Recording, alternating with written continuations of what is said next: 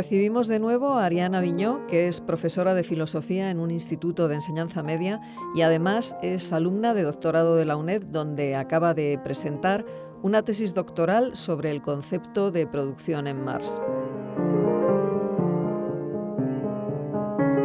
Y para continuar la charla con la profesora Viñó, en el punto en el que la dejaron el viernes de la semana pasada, contamos hoy también con Francisco José Martínez, que es catedrático de Metafísica en la UNED.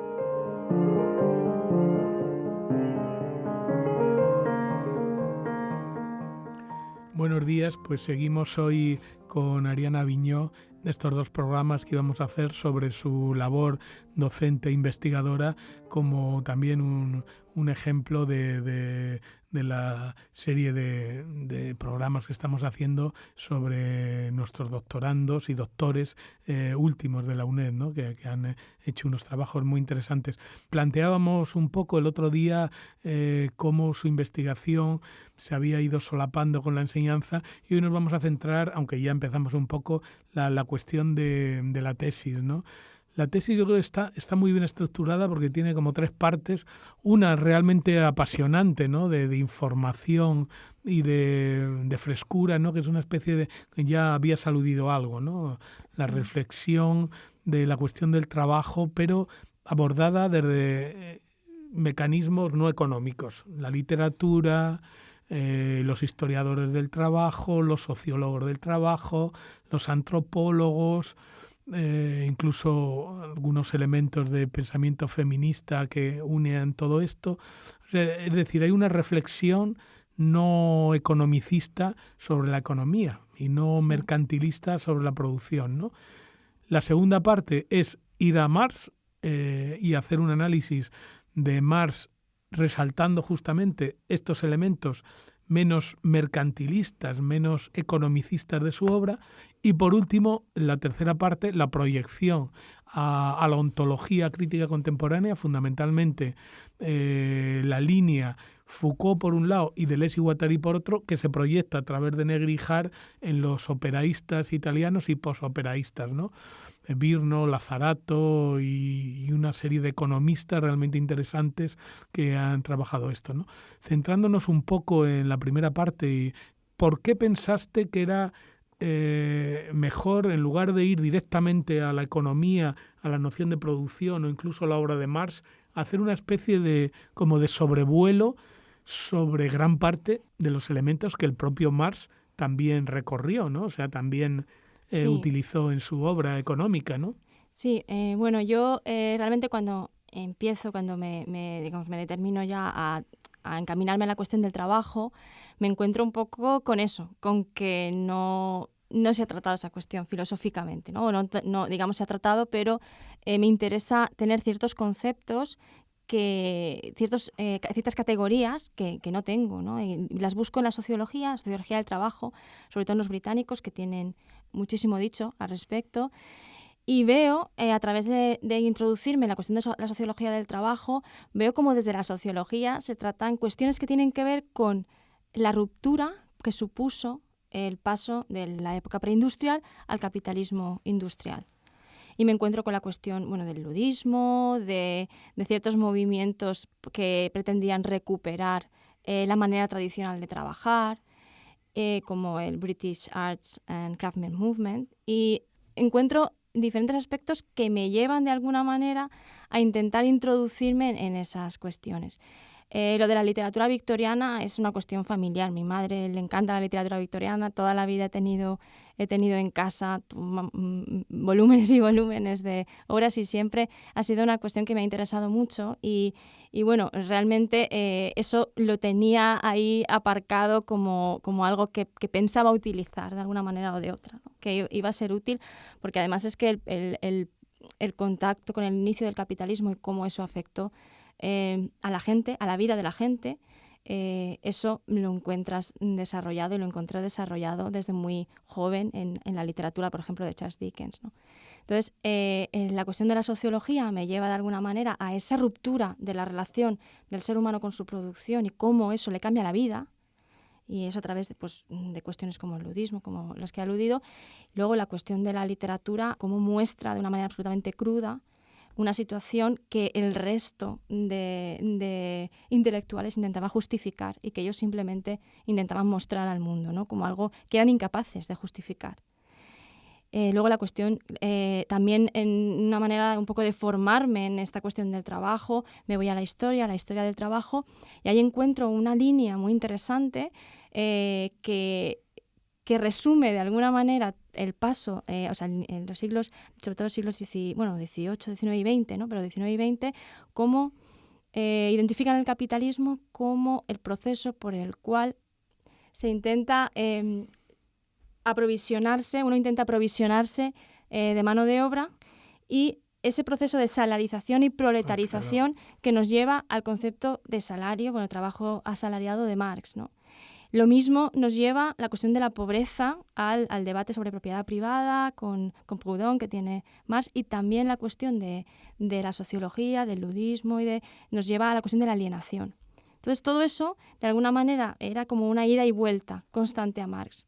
Y eso fue la manera en la que yo consideré que me daban el pie, por decirlo así, para poder introducir otra vez el pensamiento de Marx de una manera diferente dentro de la realidad. Sí, y hay un punto importante también que planteas en esa primera parte, los aspectos antropológicos, y especialmente dentro de la antropología, es decir, esa cosa que, claro, no nos damos cuenta, pues nosotros ya estamos, a no ser que estemos en una zona periférica, pero normalmente estamos ya metidos dentro del salario, dentro de la industrialización y tal, pero claro, tú ahí analizas muy bien los costes antropológicos de cómo una población pegada al campo, digamos, sometida al campo y a unos ritmos, digamos, naturales, es transformada, en primer lugar, es urbanizada, es decir, llevada a la ciudad, o al menos a los suburbios de la ciudad, y luego al mismo tiempo sometida a otro modelo de trabajo, otro modelo de tiempo, ¿no? Y especialmente, y también como una especie de subapartado de eso, el elemento importante del aspecto de la mujer. Es que fundamentalmente, como casi siempre, por desgracia, las que sufrieron más esa especie de desarraigo del paso de la sociedad, digamos, campesina a la sociedad urbana, de la sociedad rural a la urbana, de la sociedad campesina a la sociedad industrial, fueron las mujeres. Entonces, esa dimensión antropológica y esa dimensión de los cuerpos, especialmente los cuerpos femeninos, ¿cómo la metes ahí como sustrato de la economía? Claro, es que la antropología de género, la filosofía de género, aporta eso, el tercer y casi principal línea del trabajo, que es la cuestión de lo común. La cuestión del trabajo relacionada con la cuestión de lo común.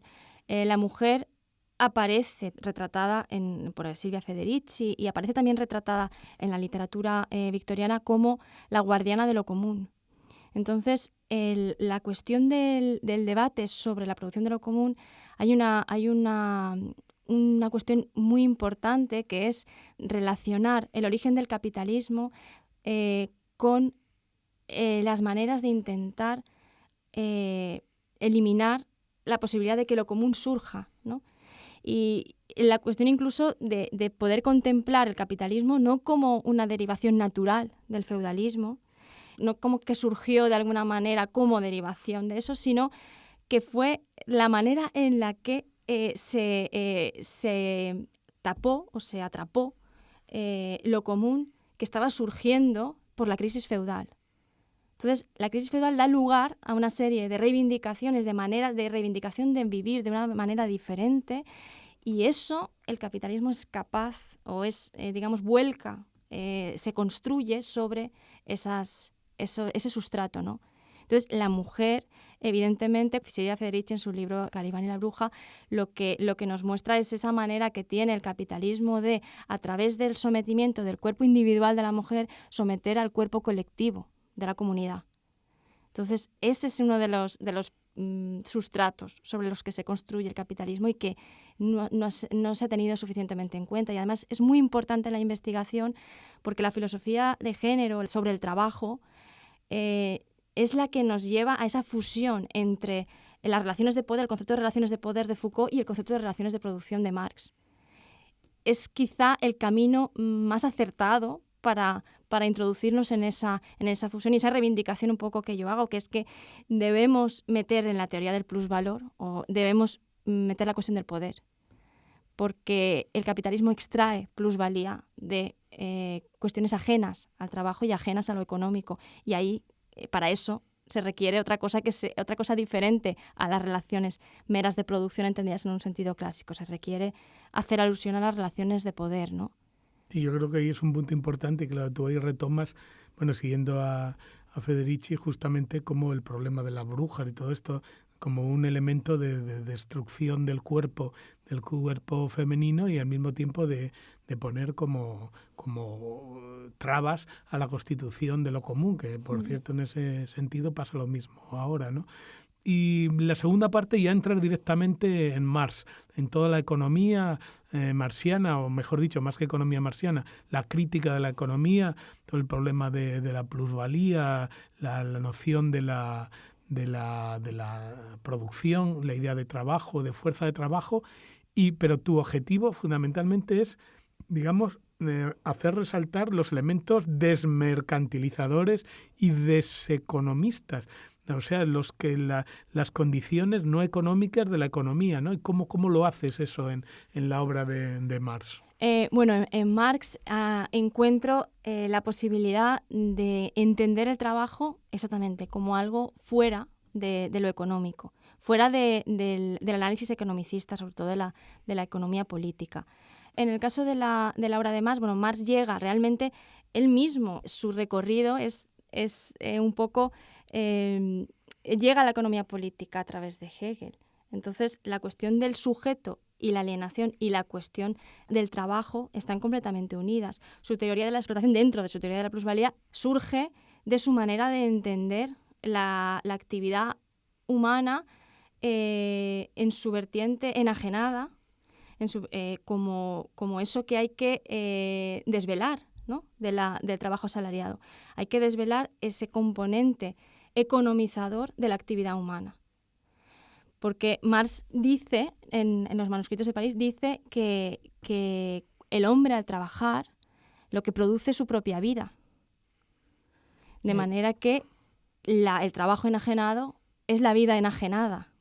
Se produce como ser genérico Exactamente. y precisamente una propiedad privada y se imposibilita esa creación como ser genérico y por lo tanto es un ser alienado que depende del otro. Que su propia vida es su medio para seguir viviendo, ¿no? Por decirlo así. Al concebir el trabajo como un medio y no como, digamos, como una autoconstrucción, ¿no? De alguna manera, construir su propia vida. Entonces, si el único trabajo que se nos permite es el trabajo enajenado o es el trabajo asalariado, ¿no? En este caso, o es asalariado, no debemos entender solo la cuestión de los empleados, ¿no? De que uno está empleado y se le da un salario, sino muchas de las otras maneras de trabajar que existen y que acaban revirtiendo de alguna manera en recibir algo por lo que uno produce, ¿no? Recibir algo por el tiempo, más que por lo que uno produce, por el tiempo que ha dedicado a esa producción, ¿no? Entonces, bueno, en más la cuestión de entender que el capitalismo no se puede identificar con el mercado, sino que es el capitalismo el que convierte el mercado en una especie de referencia universal, porque solo el mercado es capaz de hacer esa conversión del trabajo concreto en trabajo abstracto, ¿no? Que es lo que hace posible la existencia del salario. Entonces, de manera que en Marx encuentro esa posibilidad de ver algo más allá del trabajo, que no es simplemente esa enajenación, ¿no? Ese trabajo entendido como enajenado. Y después de pasar por la obra de Marx, también el otro elemento, el elemento, digamos, de inserción de Marx en la actualidad, lo haces en la tercera parte con esa proyección en la cual, a partir de Foucault, de Deleuze y Guattari, de Negri y Hart y de los operaístas y posoperaístas italianos, haces en primer lugar, digamos, como poner de relieve los elementos marxistas y marxianos que están en ellos, porque hay veces que por necesidades, digamos, como de mercado, pues se suelen poner estos pensadores como a veces directamente antimarxistas y otras Sí. veces como posmarxistas. Entonces yo creo que tu enfoque es realmente interesante, incluso por ejemplo en la recuperación de biopoder y todo eso, verlo en conexión con la tradición marxiana, ¿no? Y luego al mismo tiempo verlo como desarrollos y adaptaciones del marxismo a las condiciones de nuestra actualidad, de final del siglo XX, principio del siglo XXI, ¿no? Claro, yo lo que hago es un poco coger de cada autor lo que de alguna manera me sirve para articular la cuestión del trabajo, y veo que no son contradictorios. Incluso algunos pensadores operaístas que se han considerado como enfrentados, es que en la cuestión esta no se enfrentan, ¿no? Entonces me viene muy bien porque al final tienen una cosa común, y es que todos se anclan de alguna manera en la cuestión de la producción. O sea, se centran en la cuestión de la producción, que es lo que decíamos antes, abandonan un poco la cuestión política en favor de la cuestión de la producción, o entienden la producción como producción también política, ¿no? Pero se centran en eso, y al centrarse en eso vuelven al Marx, que nos había hablado de que el capitalismo lo que hacía, la alienación no consistía simplemente en hacer ajeno al producto, sino en hacer ajena la propia producción, ¿no? La propia actividad, entendida no solo como producción, y ahí es donde el pensamiento operaísta, Foucault, Deleuze y Guattari se coinciden perfectamente con Marx en la cuestión de la potencia de acción, o sea, de la actividad como actividad creadora, la actividad humana como actividad creadora.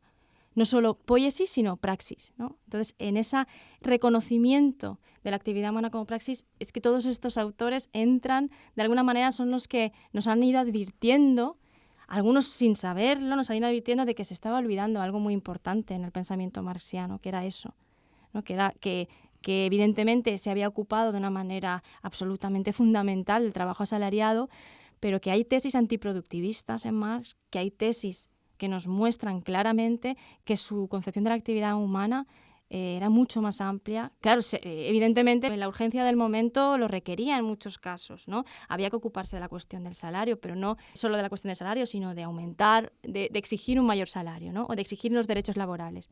Esa cuestión muchas veces, evidentemente, la urgencia del momento, y por supuesto Marx reconoce que esas luchas son absolutamente fundamentales, claro. Y en el momento en que se abandona el sentido general de la lucha, que es abolir el trabajo entendido como enajenado, pero bueno, son irrelevantes. Entonces muchas veces se ha abandonado de alguna manera esa manera de entender la actividad humana, y todos estos filósofos que digo es que la recogen muy bien, de una manera o de otra, pero la tienen ahí, ¿no? Sí, o sea, eso es un poco de recuperación de la dimensión antropológica, de la dimensión corpórea, y luego la otra, la que has aludido, ¿no? Ahora se vuelve a replantear el problema de lo común, es decir, que ya no solamente el elemento privado, no solamente ya el elemento público socialista, para entendernos, sino lo común, el comunismo, ¿no? O sea, yo creo que uno de los elementos más sugerentes, más complicado también y que hay que matizar más y desarrollar más, pero absolutamente esencial, es la importancia de lo común y del comunismo en estos autores, ¿no? ¿Cómo interpretas tú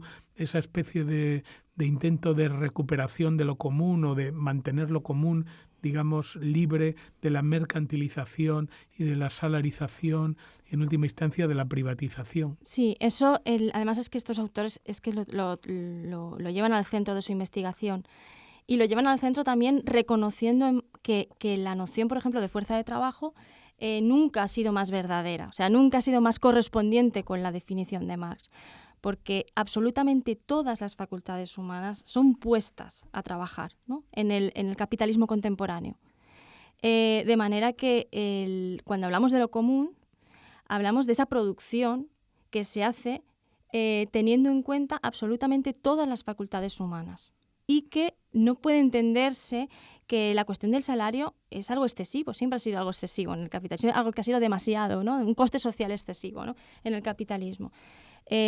Pero se mantiene, aunque realmente la mayor parte del trabajo que se hace en la actualidad, y ahí es la cuestión de lo común, la mayor parte del trabajo que se hace en la actualidad no es trabajo remunerado.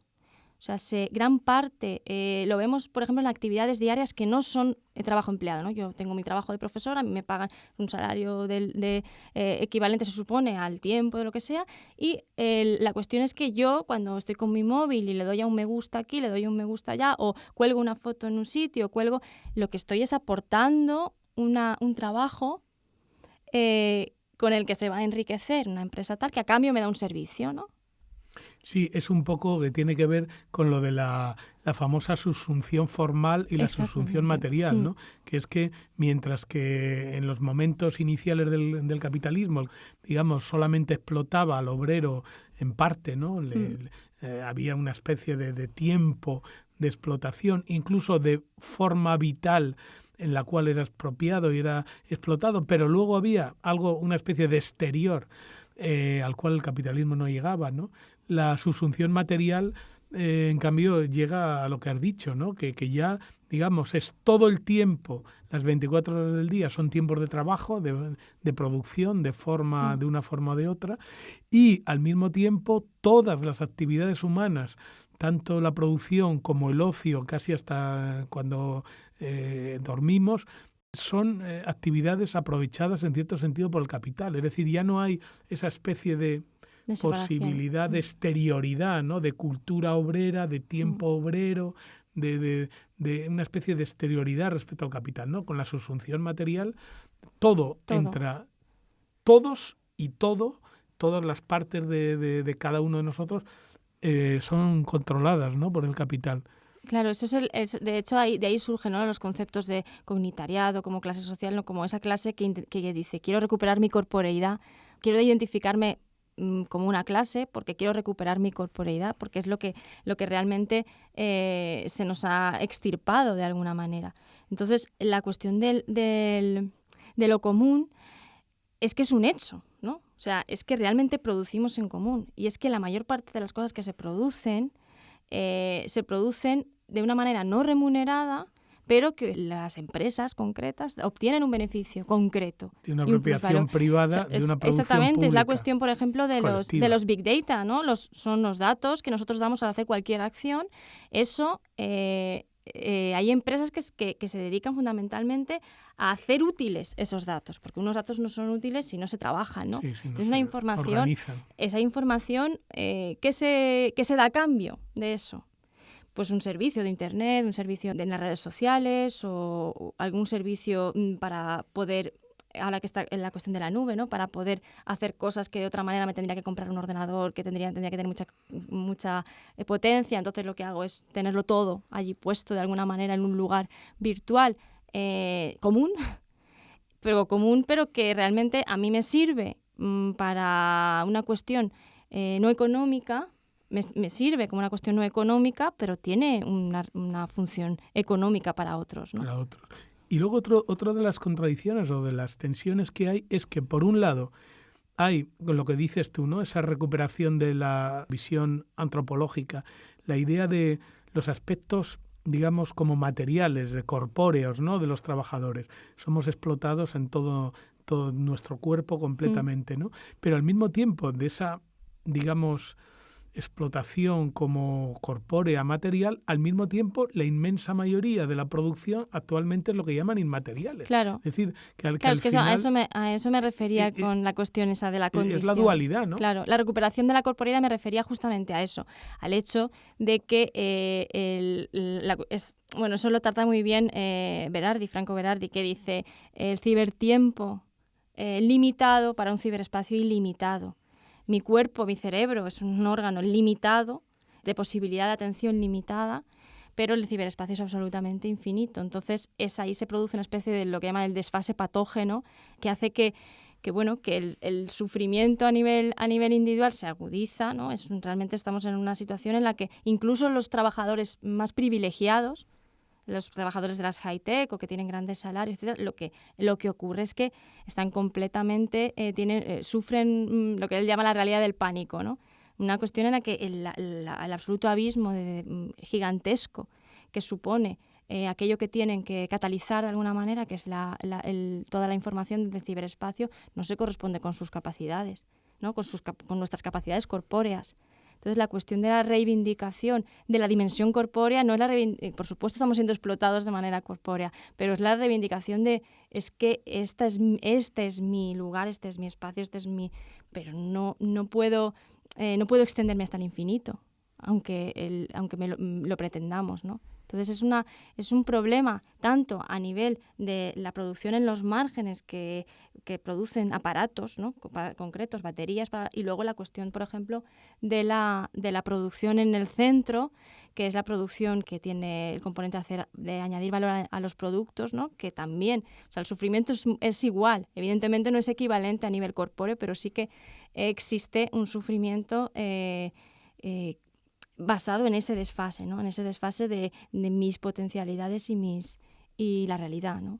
Sí, o sea, digamos, esas han sido, digamos, los tres elementos, las tres partes, y además los tres aspectos de la investigación, de tu investigación, ¿no? Primero, toda la parte como preeconómica, ¿no? O no económica, luego el análisis concreto en la economía de Marx, de las categorías económicas, de producción, de trabajo, de fuerza de trabajo, de plusvalía, y luego además lo importante también es la proyección hacia ahora, ¿no? Ver un poco todo eso cómo se engarza con la cuestión del biopoder, la recuperación digamos, de lo común. Entonces, bueno, yo creo que en ese sentido, pues animamos a nuestros oyentes a este tipo de investigaciones, ¿no?